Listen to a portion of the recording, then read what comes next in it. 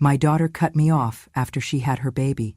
We don't need you around, the child, she said. When the trust was closed, her husband called me, begging. I let it go to someone else. I arrived at Olivia's front door with trembling hands, carrying a bouquet of white peonies, pale petals, round and full, symbolizing motherhood and forgiveness. A silent hope that I might finally hold my granddaughter in my arms. The cool afternoon light caught the fragile blooms, making them glow in stark contrast to the polished concrete stoop I stood upon. My heart beat faster with each step toward the brass doorknob. Each heartbeat a prayer for acceptance and redemption I believed I might reclaim on this ordinary Tuesday afternoon. I rang the bell, a faint chime echoing down the hallways inside, and waited, chest tight, breath trembling, hoping her child would widen her arms for me rather than turn away. The door swung inward, revealing Olivia's face first, eyes cold and distant, lips set in a flat line. Then the small face of my granddaughter nestled in her arms, cheeks rosy, unaware of the storm gathering between us. Olivia's gaze did not soften.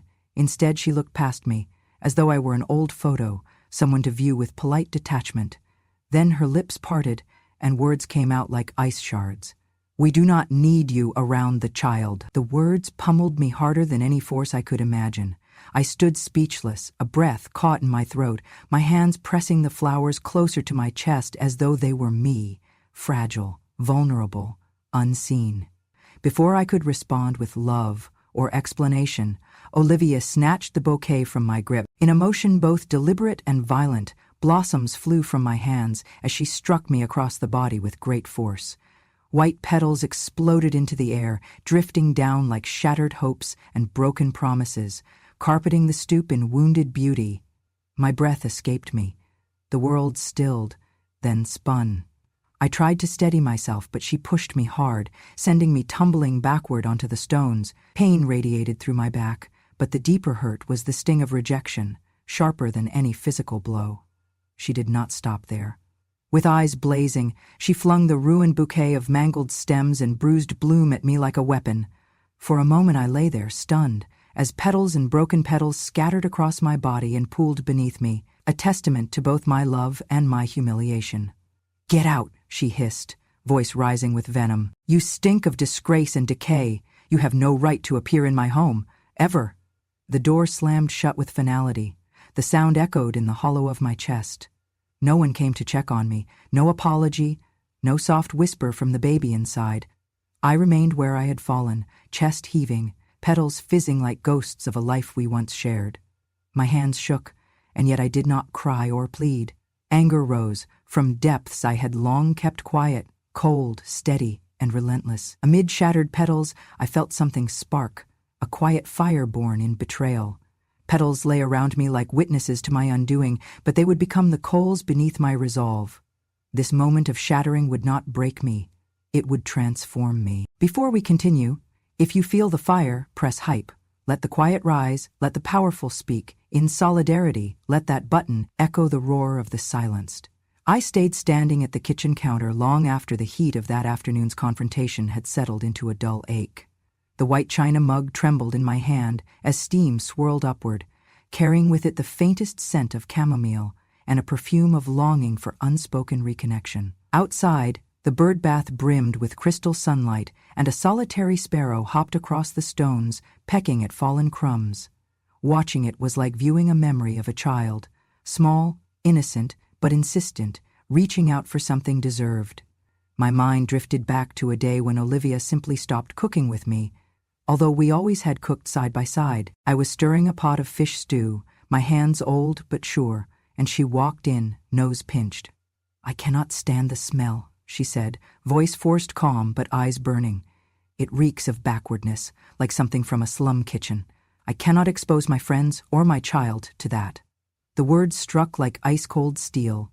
The fish stock simmering with onion, garlic, ginger, supposed to be comfort, to be tradition, was now tainted in her mind by I stood rooted, wooden spoon suspended, unable to speak as those words redefined our whole past. Because in that stew was every recipe I had taught her: dumplings, soup, laughter in the kitchen at 2 a.m. while she finished a school project, her leaning over my shoulder, entranced by the aromas.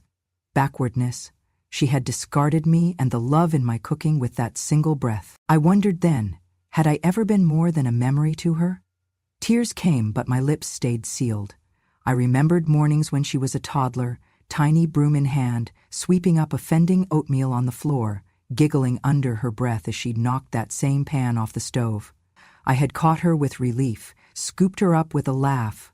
A mother's heart, bruised, longing, hopeful, built that moment into a promise that I would protect her forever. Later, when she got sick in high fever, I sat by her bedside, leaves of green tea steeping, the scent mingling with my skin dry from hours of comforting. She whispered, "You're my hero, Mama." And I believed it until the day Olivia reached across the sink to rub the sweat from my brow and then just stopped talking to me. I followed that memory with another. Her freshman year dorm room, posters on walls, textbooks stacked like towers. I had quietly transferred money into her account, enough for tuition and groceries. I used a code, "From your mother, always," so she would see it without feeling compelled to thank me aloud. Later she called, voice clipped, "Thanks for the money, Mom. That was basically old age money. I feel blessed in a new way now." New way? She had fashioned her life out of the comfort I gave her, then instantly pivoted to a new aesthetic of success, excluding me.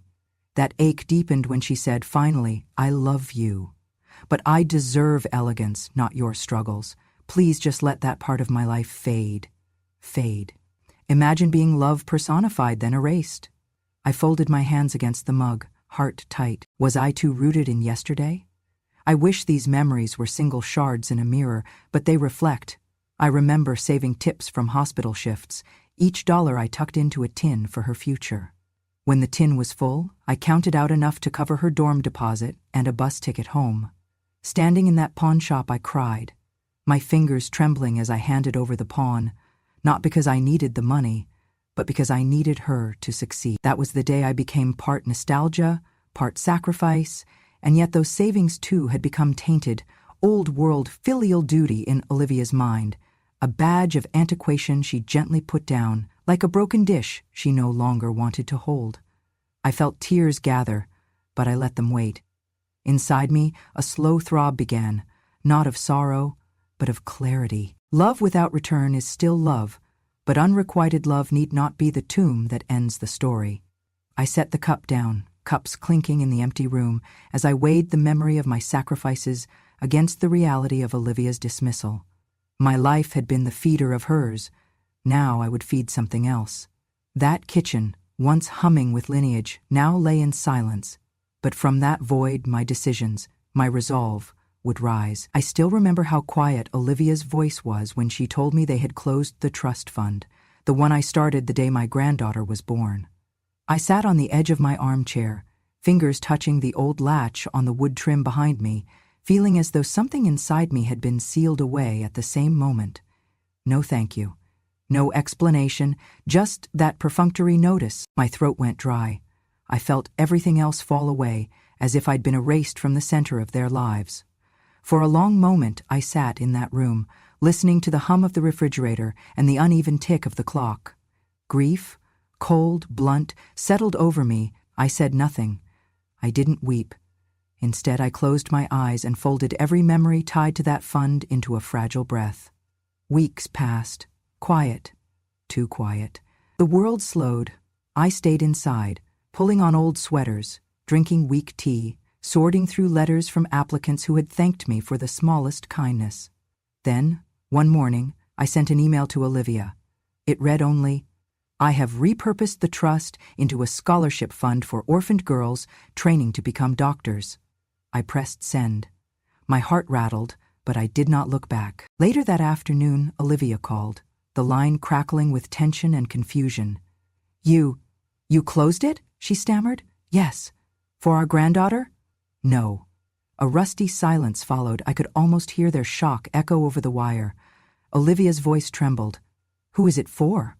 "A scholarship. For girls whose families are gone. Girls who need this more than anyone you know." Her line was silent again. Your head snapped off, pushed into shock, I wondered.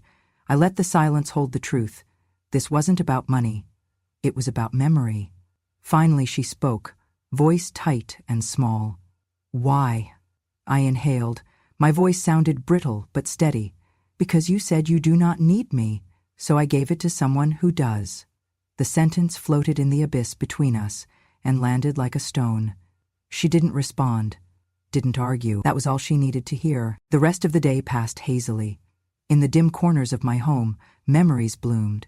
Night after night I had tucked that money away, just pennies from my nurse's salary, hidden in a drawer labeled for her future.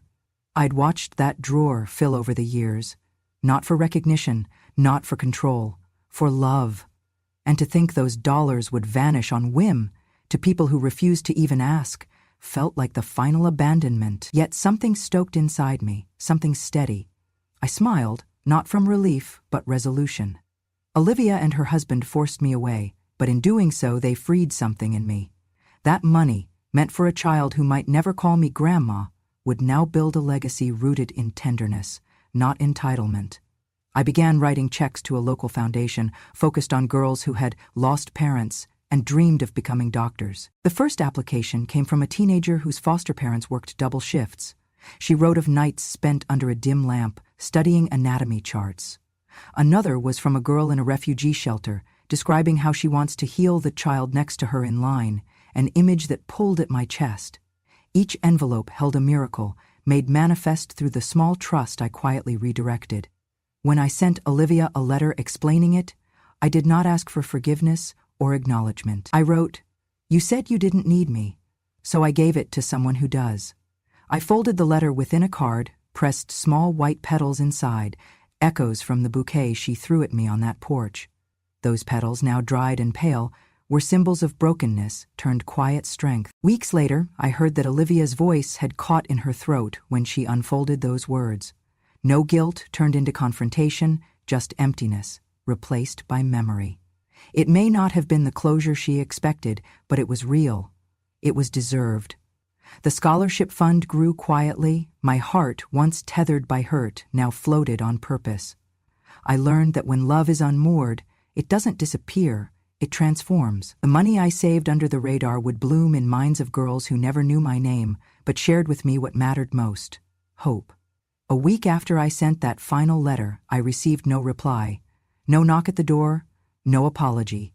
Olivia had always been good at silence when it served her, but this time, I no longer expected a response. I had moved beyond hoping for things that only grew mold in dark corners. What surprised me instead was what I began to feel. I walked to the post office each morning.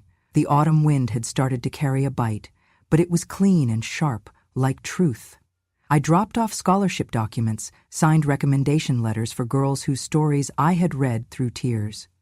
I began volunteering once a week at a local youth center. The girls there reminded me of the Olivia I once knew, the Olivia who stayed up late reading with a flashlight, the Olivia who would bring me dandelions and say they were grandma flowers. That child had disappeared somewhere along the path to prestige and social standing, but here, in this small brick building with flickering fluorescent lights and mismatched chairs, I found traces of her soul. Innocent, fearless, honest. One girl, named Kira, came up to me with a letter she had written for her scholarship application. She asked, "Miss Lydia, do you think I'm good enough?" The question shattered something soft inside me. I smiled and replied, "You're not just good enough, dear. You're exactly who this was meant for." Kira hugged me. No pretense, no performance. Just a real, fierce embrace from someone who saw me not as a tool, but as a person. It was the first hug I'd received in years that didn't feel like an obligation. That night, I stood in the living room with the lights dimmed, sipping warm milk. The quiet wasn't so lonely anymore. I looked at the framed picture on the mantel, Olivia as a baby in my arms, the hospital bracelet still around my wrist. For the first time in months, I didn't ache when I looked at it. I only felt a bittersweet pride. And then came the unexpected. Olivia's husband, Thomas, called. His voice cracked on the line. I didn't know she'd shut you out like that. I thought the trust was still there." He sounded embarrassed, tired. "It's gone," I said, calm but firm. "It belongs to someone else now. But it was for our daughter." "No, it was for my granddaughter, and you both made it very clear that I am not a part of her life, so I chose someone who welcomed me into theirs." He didn't argue. Just silence. "I'm sorry." he whispered eventually. I let the words sit. You weren't the one who threw flowers in my face, I replied. I wasn't the one who stopped her either, he admitted. That earned a quiet nod from me, even if he couldn't see it. We spoke for a few more minutes, cordial, reflective. He asked if I might reconsider. I said nothing.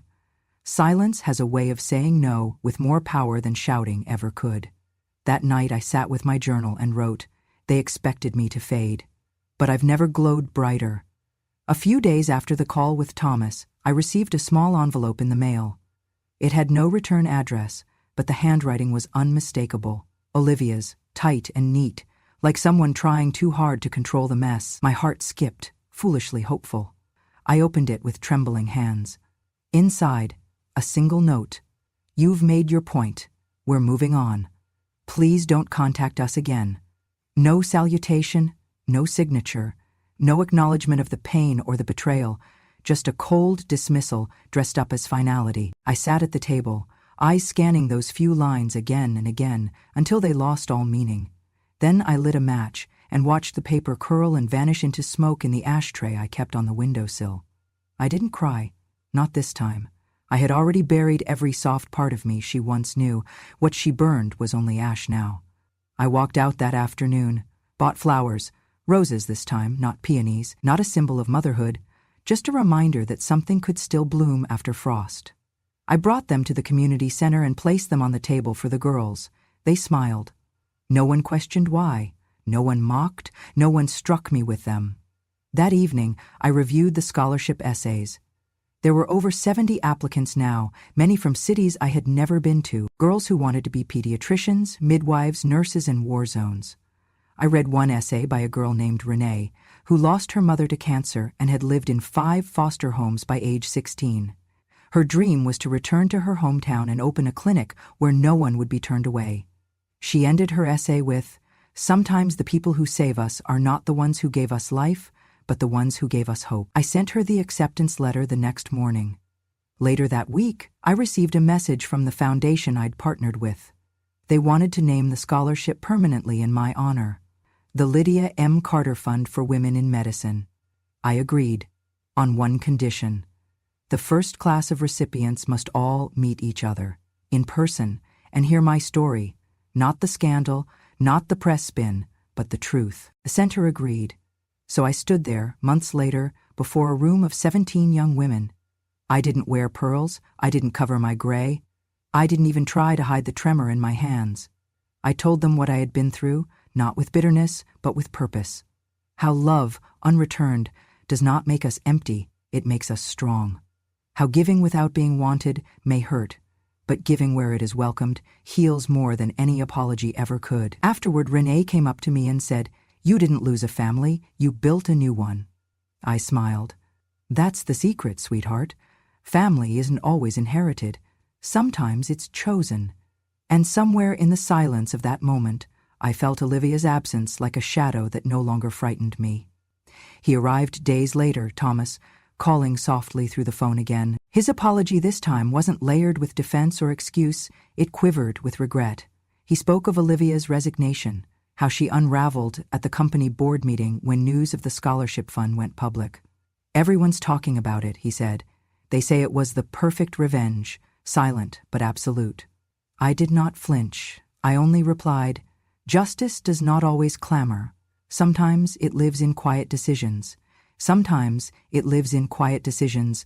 He asked if she had reached out, then paused, his voice small. "Will she?" I did not reply. That silence was louder than any answer could ever be. Meanwhile, the Lydia M. Carter Fund began to take shape. Each morning I pored over my modest savings, building the official endowment. Each name added, a girl who'd lost both parents, another who cared for younger siblings after school while working to pay tuition. Each name echoed back to me why empathy should never be conditional. I called local clinics and cancer wards, asking if they knew girls with the spark, the grit, the quiet hope to become doctors.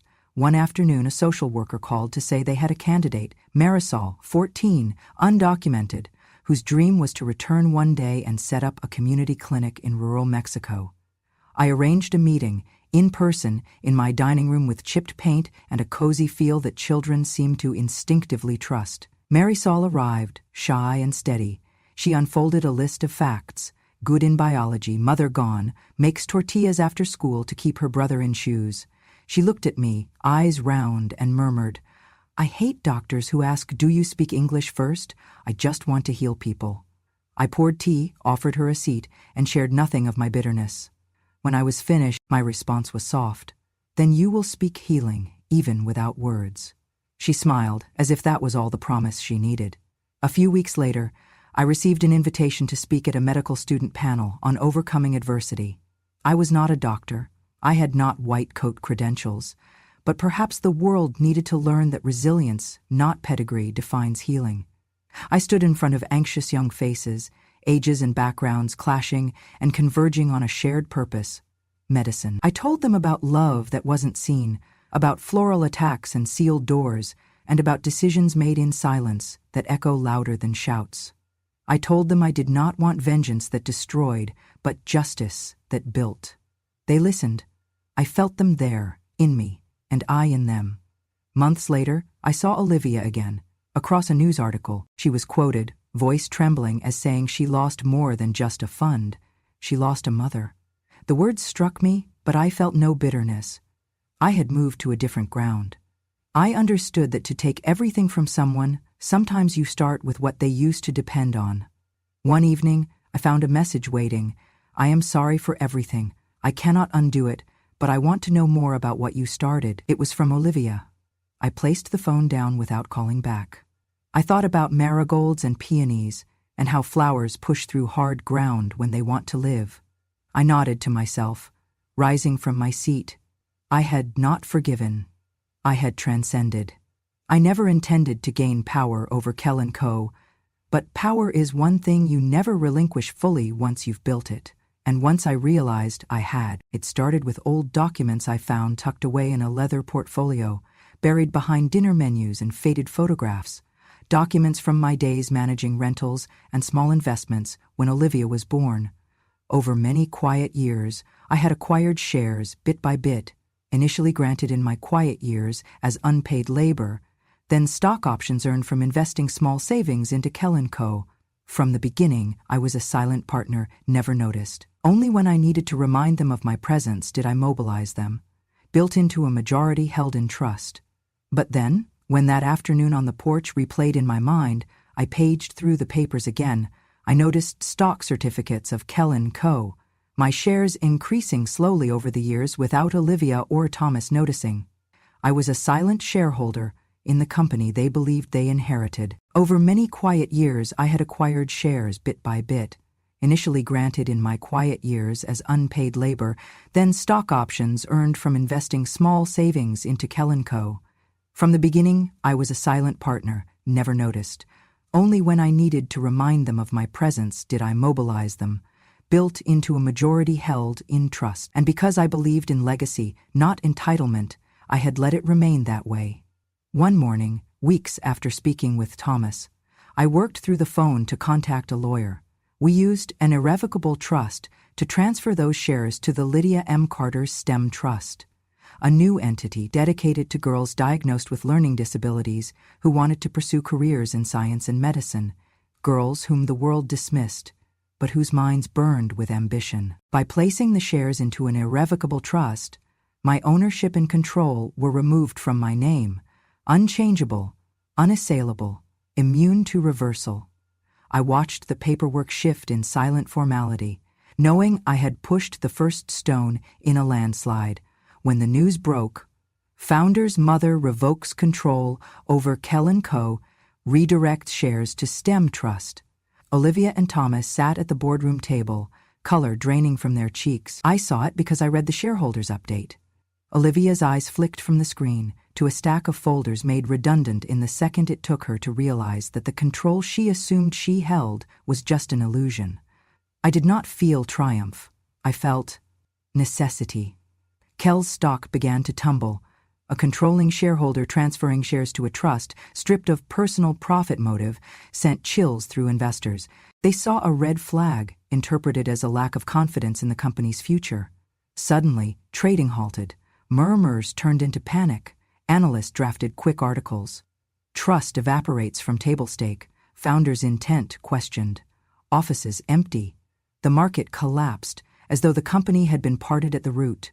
I read about it on my kitchen tablet, sipping tea again, at that same old table where dreams of reconciliation once hovered. There was grief, yes, perhaps even sorrow, for the friendship I had thought we would share. But deeper was the recognition that my decision was not rooted in pride. It was for generations that had no voice, for futures that would otherwise be erased. Beyond the financial collapse, something greater unfolded. Local headlines hailed the trust as a beacon of hope rather than a revenge plot.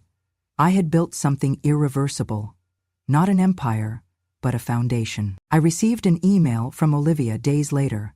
"Mom, why did you do this? You hurt us." My response was calm, unwavering, "Because you said you didn't need me, so I gave it to someone who does." She did not reply. Not long after, I received confirmation from the Trust's board. Kell & Co. had agreed to integrate philanthropic initiatives in their strategy: STEM, scholarships, community clinics. My granddaughter's name wasn't on any of it yet. Maybe one day. But for now, the company that had turned its back on me was now giving back to those who never turned theirs. Standing in my kitchen that evening, I looked at the place where Olivia once drank milk after school. The place that had witnessed the rejection, the retreat, and now the resurgence of purpose.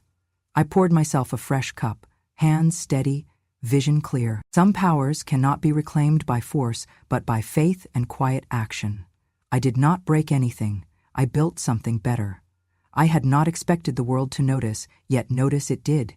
The video, Olivia striking me with that bouquet, surfaced on social media, immediately detonating across platforms like a bomb. Instagram, TikTok, even LinkedIn feeds were laced with searing commentary and disbelief. Within hours, users tagged the video "granny assault" and "inheritance outrage." Comments exploded in outrage. "Eldest betrayal with petals. She hit her mother. That's unforgivable. What kind of daughter treats her own blood that way?" A snippet of audio appeared under the post, someone whispering, "That's the cruelest daughter of the year." Some called it a crime, some a cruelty of ultimate magnitude. For once, the world's collective heart seemed to sharpen in my direction, not hers. That attention cracked the fragile walls holding Kell & Co.'s share prices together. You see, when the social media avalanche hits, investors turned from cheerleaders into judges. Reputational risk morphed into financial risk. A board deck arrived in my inbox, before dawn, a flurry of internal memos. Share prices were falling, institutions were pulling out, analysts were warning of collapsing customer confidence and a lost brand foundation. Meetings turned from strategic optimism to frantic crisis sessions. By lunchtime, the board, still unaware I had redirected the majority of shares, received word that the scandal would cost the company billions in lost value and credibility. Within 24 hours, the board released an announcement. Olivia and Thomas were immediately removed from all executive responsibilities. A statement read, "In light of recent events and impacts on corporate reputation and governance, the board has voted unanimously to relieve both individuals of their management roles pending an independent transition." It was surgical, not publicized as revenge, but as necessity. Their names, once printed in bold on flyers and sponsorships, were now being scrubbed, replaced by names of more neutral leadership. Then, the PR fallout began. Brands sponsoring Olivia's collaborations canceled contracts, a beauty line dropped her influencer partnership, her curated social media walls lost followers by the thousands. The club of elite moms she once associated with quietly unfollowed, posts disappeared, and hashtags like "mom goals" turned bitterly ironic. TikTok trends twisted her story. She cut grandmother's love, now karma's slicing her future. A week's worth of short clips captured Olivia alone in her green screen sessions. Pausing mid-smile when she saw her dressing room monitor, she looked half lost.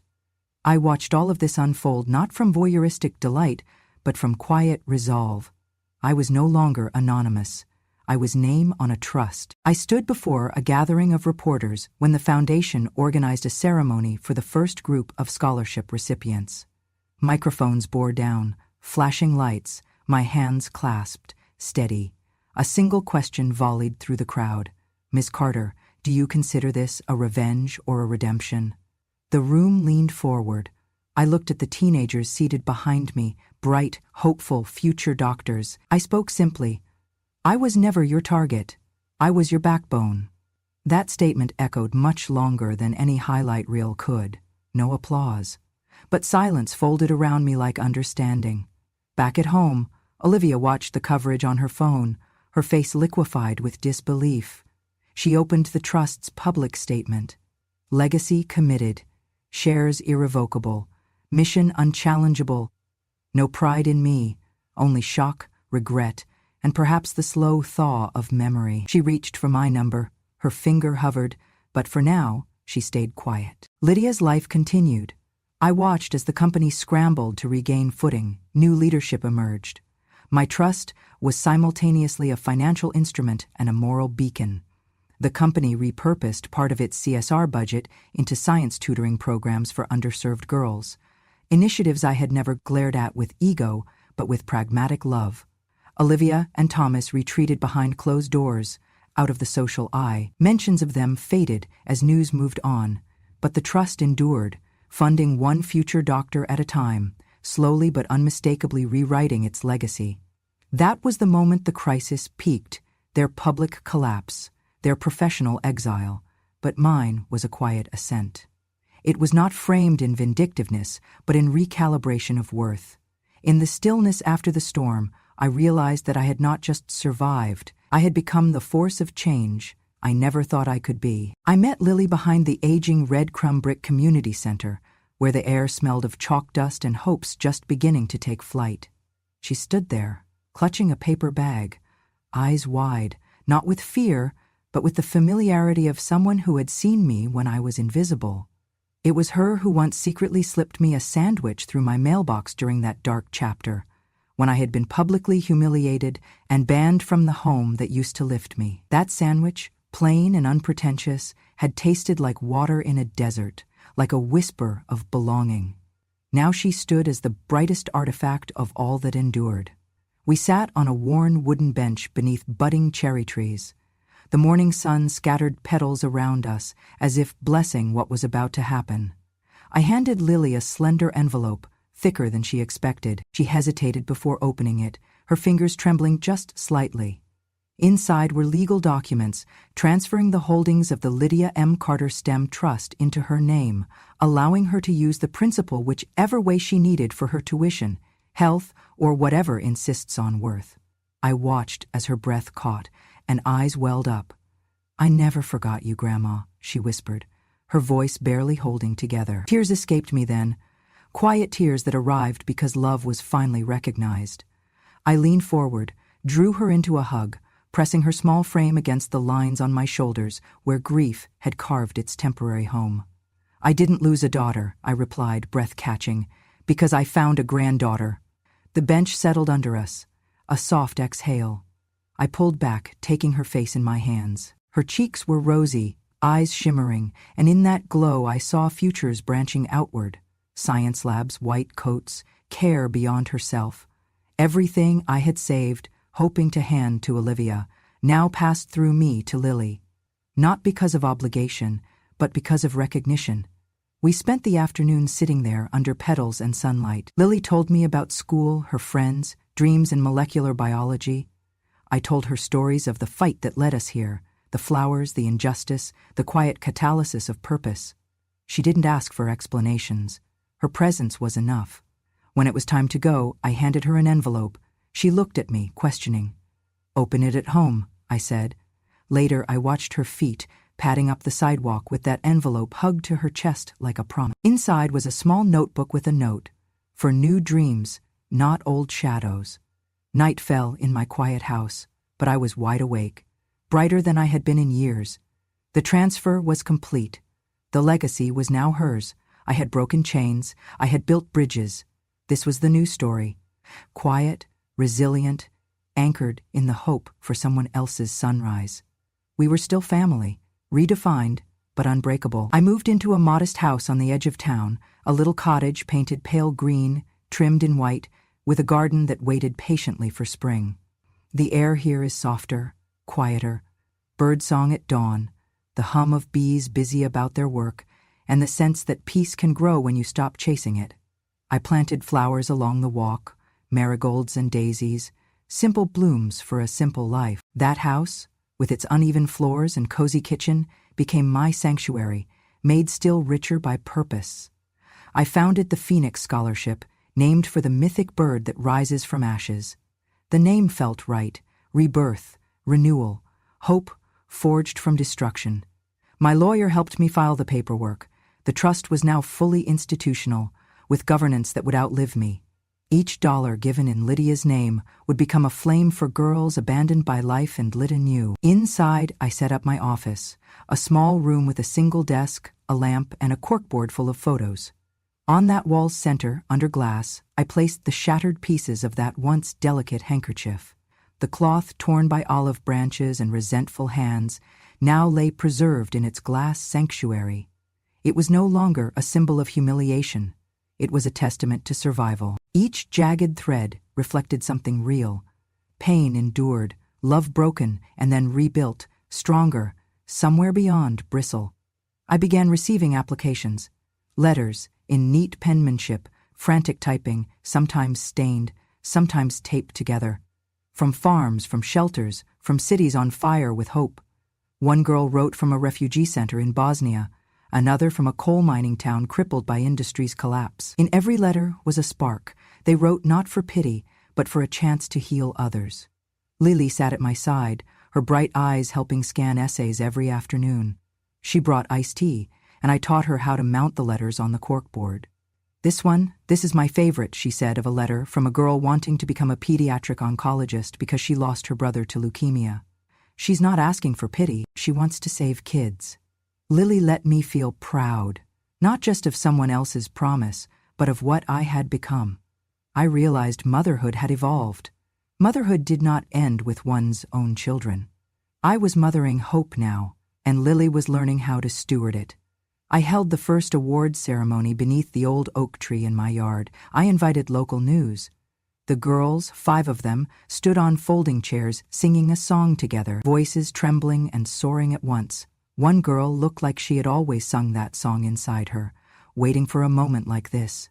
When she finished, they cheered, and I felt tears on my cheeks, tears of joy that surprised me with their warmth. I spoke. The phoenix is not just about rising again. It is about giving wings to those who otherwise would fall. These girls, this community, are the reason love never leaves us. Afterward, Lily helped me hand out envelope after envelope of scholarship checks. Her hands were steady. She knows now what love looks like when it is shaped by silence and when it breaks through with kindness. Inside the cottage later that day, I stood before the handkerchief display. I ran a fingertip over one tiny thread left intact. I remembered Olivia's face, red and broken, as she fell through her own unraveling. I did not regret redirecting what she would not cherish. There was justice in that act. There was rebirth. Lily found me there, placing a fresh wildflower next to the glass case. She said, "You turned pain into something beautiful." I squeezed her hand, and you helped me remember what it is to hope. At night, I sit on the porch under lamplight and write letters to scholarship recipients. Letters of encouragement and advice. I remind them that their dreams are not liabilities, but legacies. Sometimes I attach pressed petals from the garden. Other times, a short story I wrote when I first learned patience. Lily comes to me when she can't sleep. We talk about her dreams of university, the architecture school she loves, or the idea of working with medical device design to help doctors like those scholarship girls one day become. We plan trips to college campuses, talk of visiting libraries and lecture halls. For once, I am the safe harbor, as much as she is the promise beyond the storm. I look at the tranquil night sky and think, I have gone through erasure, public shaming, betrayal. I have walked through stones of broken love. But love, quiet, patient, resolute, restored me. My story did not end with dismissal. It began again in trust, in flame, in that handkerchief framed in glass, the brokenness that became a phoenix. And so I sit here, finally knowing that even in the aftermath of what was taken from me, everything that remains, hope, legacy, family speaks louder. The story continues, reborn, under stars and flowers, and the unspoken vow that nothing lost is ever lost entirely. I sit on the small wooden rocker stationed beneath the twilight of my balcony, watching the horizon dissolve into shades of amber and rose. The same sky that once felt harsh and unyielding now cradles me in its softness. I turn the pages of my journal, its spine worn but steady, like me. With calm breaths I begin to write. They erased me from their story, so I wrote a new one without them. I pause mid-sentence, lifting my eyes to the colors flooding the sky, then resume with quiet conviction, pen dancing across the page. Each word is slow but deliberate, reclaiming the narrative that once cast me aside. The evening breeze carries with it the scent of late-blooming jasmine from the garden, a reminder that beauty can flourish even near the end of summer. I pause once more, thinking of how far I've walked alone, and how odd it now feels to define my life by absence. Even that phrase seems distant. My story, redefined, no longer revolves around loss, but around endurance, rekindling and love. In forms unexpected. A rustling at the door interrupts my thoughts. Lily, with her backpack in one hand and a cluster of wild daisies in the other, appears in the doorway. Her cheeks are flushed from evening mice and late homework, yet her eyes are bright. "Mama," she says, but I shake my head, indicating she should say Grandma. "Grandma," she whispers, her voice hesitant. "Are you still sad?" The question, tender and small, thrusts through layers of healing I haven't yet fully recognized. I close the journal, tucking it beside me. "No, sweetie," I say softly, meeting her gaze. Tears settle unwanted near the corners of my eyes, but I dismiss them with a faint shake of my head. I'm finally free. She comes to the balcony rail beside me, stepping carefully onto the rocker so our knees touch. I wrap an arm around her shoulders as she gazes at the sky. The twilight has deepened, the pink is gone, and in its place is calm indigo, dotted with the earliest stars. I whisper into that hush. Life doesn't always give us second chances, darling. Sometimes you make yourself one. Ah, she presses her hand into mine and leans her head against my shoulder. We are silent then, watching the first star flicker, knowing with quiet certainty that we belong to each other now. I think of all that was broken, the handkerchief under glass, the trust that journeyed to someone who did need it, the scandal that stripped away an invitation, and how each fracture became a foundation. That broken heirloom wasn't just a memory of pain, it became a stained glass window into a stronger life. The air drifts in soft and cool, carrying the promise of tomorrow.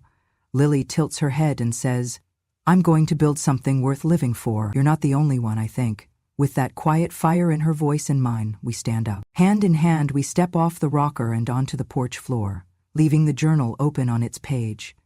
Inside, my quiet sanctuary waits. Books, letters, the scholarship files waiting on my desk, each representing women whose lives will take shape because one grandmother was erased, but wouldn't vanish. We walk inside together. Lily brushes past the framed handkerchief beneath their protective glass. I see her fingertips catch on the edge of the fabric. I step forward, offer my hand to guide, and as we move past it, I whisper, "We don't live in the damage. We live in the healing." At her side, I feel light, not ephemeral, but rooted at last. That night, I write a closing sentence in the journal. This story ends not with absence, but with a seed planted in love. And that seed is enough.